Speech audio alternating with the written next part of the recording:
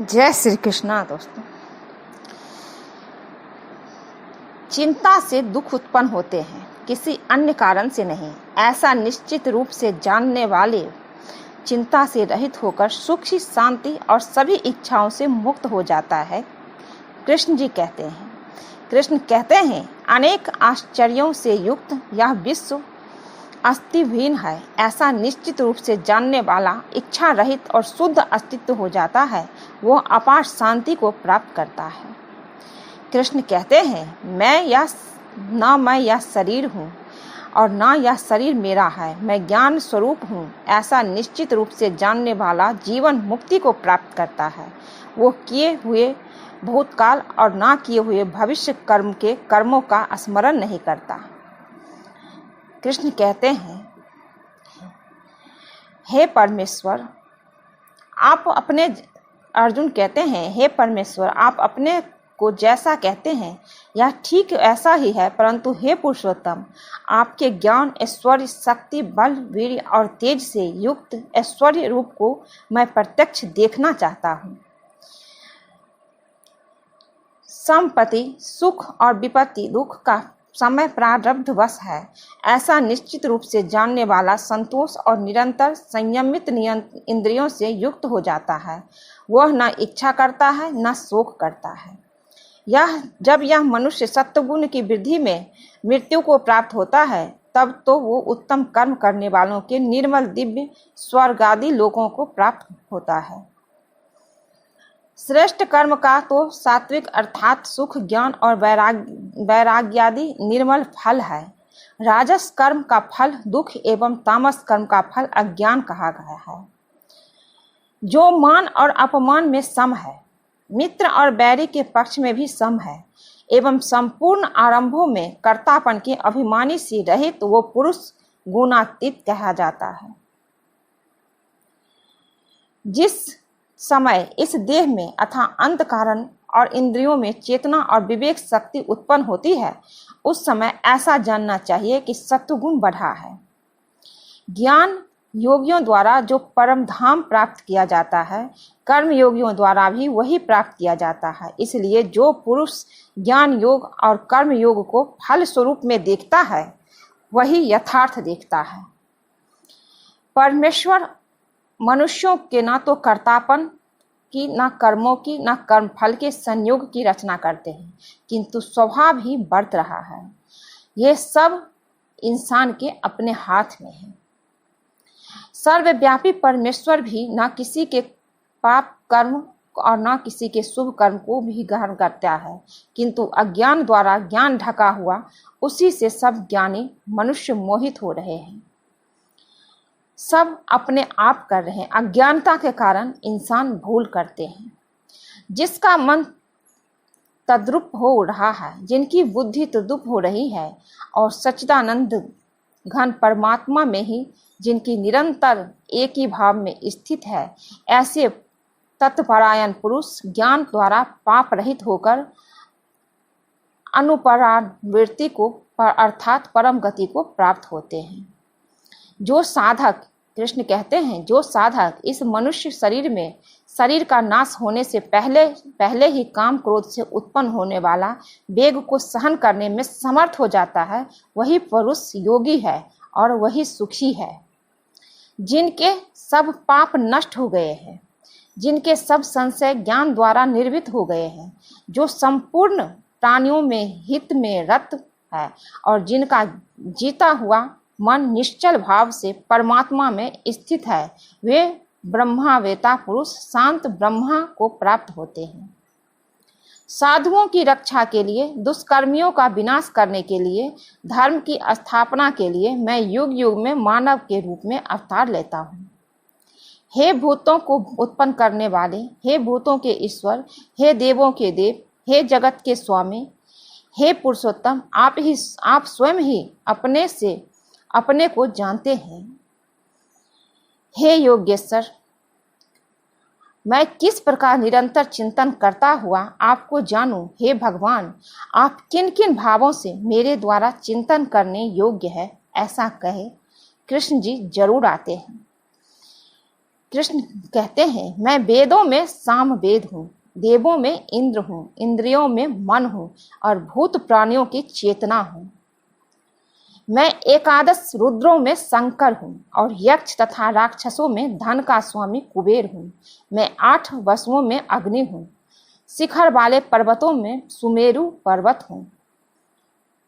निश्चय करने की शक्ति, यथार्थ ज्ञान, अस्मृता, क्षमा, सत्य, इंद्रियों का वश में करना, मन का निग्रह तथा सुख दुख, उत्पत्ति, प्रलय और भय, अभय तथा अहिंसा, समता, संतोष, ताप, दान, कीर्ति और अपकीर्ति, ऐसे ये प्राणियों के नाना प्रकार के भाव मुझसे ही होते हैं। कृष्ण कहते हैं, मैं पवित्र करने वालों में वायु और शस्त्रधारियों में श्री राम हूँ तथा मछलियों में मगर हूँ और नदियों में मैं श्री भागीरथ गंगा जी हूँ। हे महात्मन ब्रह्मा के भी आदिकर्ता और सबसे बड़े आपके लिए वे कैसे नमस्कार ना करें, क्योंकि हे अनंत, हे देवेश, हे जग निवास, जो सत्य असत और उनसे परे अक्षर यथार्थ सच्चिदानंद घन ब्रह्मा है, वो आप ही हैं। अर्जुन कहते हैं, यदि मुझ सहस्त्र रहित एवं सामना न करने वाले को शस्त्र हाथ में लिए हुए धृतराष्ट्र के पुत्र रण में मार डाले। अर्जुन कहते हैं, हे कृष्ण, हे वसुदेव, यदि मुझ सहस्त्र रहित एवं कृष्ण कहते हैं अर्जुन से, यदि मुझ सहस्त्र रहित एवं सामना न करने वाले को शस्त्र हाथ में लिए हुए धृतराष्ट्र के पुत्र रण में मार डाले तो वो मारना भी मेरे लिए अधिक कल्याणकारक होगा, क्योंकि मैं तो हथियार उठाऊंगा नहीं। हे अर्जुन, मैं तो ना मेरे शस्त्र है ना मैं युद्ध करूंगा, मैं तो निहत्था हूँ। लेकिन अगर मुझे वो मार डालेंगे तो भी मेरे लिए मरना अधिक कल्याणकारक होगा, क्योंकि मेरा कर्तव्य है तुम्हें युद्ध में लाना और तुम्हारे साथ खड़ा रहना। मुझे मृत्यु से डर नहीं लगता। धृतराष्ट्र बोले, हे संजय, धर्म भूमि कुरुक्षेत्र में एकत्रित युद्ध की इच्छा वाले मेरे और पांडु के पुत्र ने क्या किया? जब धृतराष्ट्र पूछते हैं संजय से, तो संजय कहते हैं, वर्ण संकर कुल घातियों को कुल को नरक में ले जाने के लिए होता है। लुप्त हुई पिंड और जल की क्रिया वाले अर्थात श्राद्ध और तर्पण से वंचित इनके पितर लोग को भी अधोगति को प्राप्त होते हैं। अहोवता महत् पापम कीर्तुम व्यवस्थिता वयम यदा जीव सुखो लोभेन हंतु स्वजन मुग्धा। अर्थात हाँ, शोक हम लोग बुद्धिमान होकर भी महान पाप करने को तैयार हो गए हैं, जो राज्य और सुख के लोभ से स्वजनों को मारने के लिए उद्यत हो गए हैं। हे कृष्ण कहते हैं, हे कृष्ण, पाप के अधिक बढ़ जाने से कुल की स्त्रियां अत्यंत दूषित हो जाती हैं, और हे वैष्णव, जिस स्त्रियों के दूषित हो जाने पर वर्ण संकर उत्पन्न होता है। कुल के नाश से सनातन कुल धर्म नष्ट हो जाते तथा धर्म का नाश हो जाने पर संपूर्ण कुल में पाप भी बहुत फैल जाता है। यद्यपि लोभ से भ्रष्टचित हुए लोग कुल के नाश से उत्पन्न दोष को और मित्रों से विरोध करने वाले पाप को नहीं देखते, तो हे जनार्दन, कुल के नाश से उत्पन्न दोष को जानने वाले हम लोगों को इस पाप से हटने के लिए क्यों नहीं विचार करना चाहिए? अर्जुन पूछते हैं कृष्ण से। हे कृष्ण, मैं तो विजय चाहता हूँ, ना राज्य तथा सुखों को ही। हे गोविंद, हमें ऐसे राज्य का क्या प्रयोजन, क्या करना ऐसे राज्य का अथवा ऐसे भोगों से, और इस जीवन से क्या लाभ जिसे अपनों को मारना पड़े, जो से हम अपने भाई बंधुओं को मारकर प्राप्त करें। हे जनार्दन, धृतराष्ट्र के पुत्रों को मारकर हमें प्रसन्नता होगी क्या? इन आतताइयों को मारकर तो हमें पाप ही लगेगा। हे वसुदेव, मैं ये युद्ध कैसे कर सकता हूँ? कृष्ण से पूछते हैं।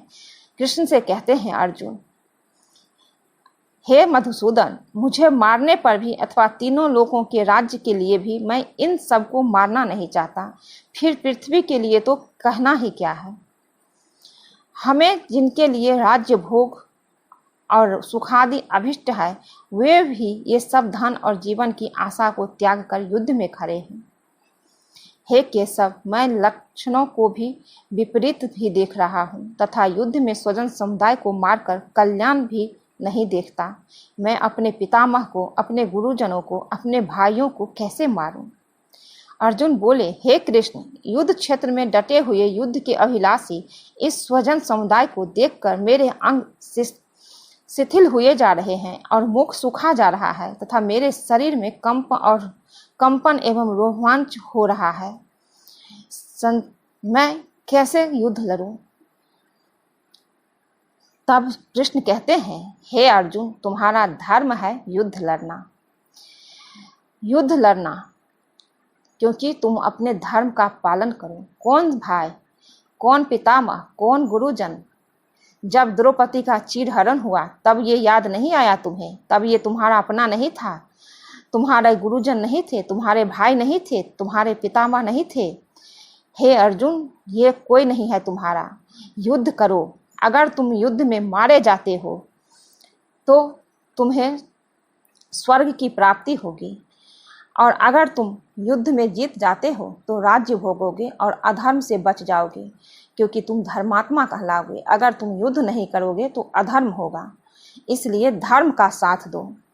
तभी कहते हैं, अपने साथ किसी के साथ कभी गलत मत कीजिए और अपने साथ कभी गलत होने नहीं देना चाहिए, क्योंकि जितना पाप करने वाला पापी होता है, उतना पाप को देखकर चुप रहने वाला, गलत को होते हुए भी देखकर चुप रहने वाला, या अपने साथ गलत किसी कोई कर रहा है आपके साथ और आप चुप हो गए, तो वो भी गलत है, वो भी पाप है। अपने साथ किसी को अन्याय मत कीजिए, करने दीजिए। महाभारत से ये सीखते हैं, आज के वीडियो में यही सिखाते हैं कि किसी और के साथ गलत मत करो, लेकिन अगर आपके साथ कोई गलत कर रहे हैं तो उसका जवाब देना चाहिए। गलत सहना नहीं चाहिए, अपने साथ गलत होने नहीं देना चाहिए। कृष्ण यही बोले हैं आज के वीडियो में। मैं आप लोगों को यही बताई हूँ कि कृष्ण जी भी कहते हैं, किसी के साथ गलत मत करो और अपने साथ गलत होने ना दो।